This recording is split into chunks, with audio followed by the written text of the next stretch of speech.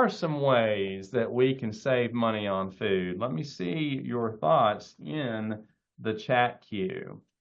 Saving money on food. Okay. So I've got a lot of things in the chat queue here coming through. Thank you very much. And we will go through some of these. You can see them in the chat queue. And here's what I encourage you to do as you see these things coming in through the chat queue. Make some notes, write some things down, some things that maybe either you haven't thought of that would be new ways for you to save, or some things maybe you've done before, but you got away from, and you're like, hey, I want to go back to doing that. That really did make a difference. So Kim says, eat at home. That is a great place to start, right? Tori seconds that. Eating at home, of course, does save you money. And prepping for lunches, Lorinda says, that's another way to kind of save. If you just add up the $5 or $10, if you're really going cheap, right? Maybe more. If you were to go out to eat your lunch every day, 5 days a week, and business days a week, and that's 20 plus days a month, that adds up really quick. Make a list, Melanie says, before you go to the grocery store. Kind of have a plan. Otherwise, you're walking into a place that's trying to sell you stuff and get your attention. Using coupons, says Michelle. So often now you can do that online. You don't even have to clip coupons anymore. Brenda mentions bringing a lunch with you too. Meal prepping ahead of time. I see that a few times. Tyler, thank you for that. Shakira mentions eating at home. Bringing your lunch, Kim. Yes, got a lot of meal preps as I go down through here. Let's see, what else? Intermittent fasting.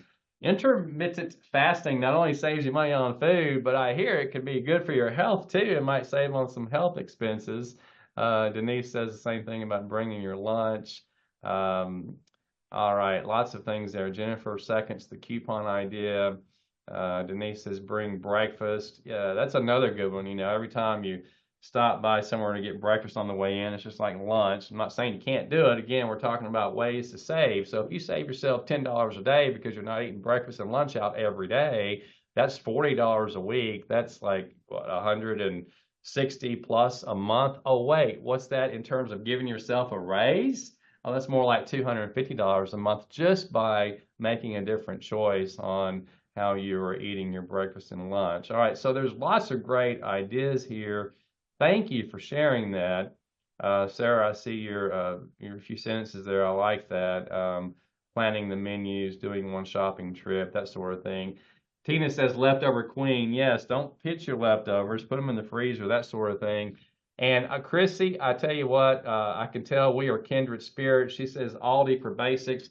I would say Aldi for like 80% of what I get, if not 90% or more. If you have not tried Aldi, I mean, come on, at least give it a try. You don't have to like it, but I have met very few people that didn't like Aldi. In fact, man, if I had a dollar for every person that said they find things at Aldi that not only taste as good as what they're used to getting, but even better. It's the largest family-owned grocery store chain in Europe.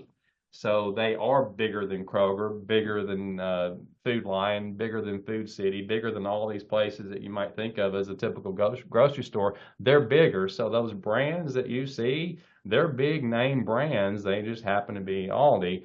Aldi owns Trader Joe's too, if anybody likes that. Brenda says Starbucks weekly, not daily. Oh my goodness, don't get me started on that, right? Hey, that is a wonderful place to get coffee. And I'm fortunate enough, I guess, that I don't drink coffee. I have other vices, but coffee anywhere other than the local coffee pot at work or at home, of course, is just another way that you could save. But again, we have to enjoy life too. So you get to choose how big a raise you want to give yourself. All right, so lots of good ideas on food. I would encourage you to explore all of those. This time of year, there's farmers markets, there's, places you can go and get fresh produce and things that are high quality and usually cheaper than the grocery store. You may want to try that out, and, occasionally buying something in bulk if you see it on sale, especially if you have an extra freezer or something like that, can help you save too. But I love all of these. The only thing I don't see on here that I might additionally mention, and maybe here and I just missed it, I love all the comments here. Yes, some Aldi fans I see and other things. But try generic brands, right? If you are going to Walmart, try the Great Value. If you are going to Kroger, try the different store brands, Publix, whatever. You might save some money there. There's only so many places that package, ketchup and mayonnaise and that kind of thing. They just put it under different labels a lot of times, and so you're often getting a brand name product, even if it's under a store brand label.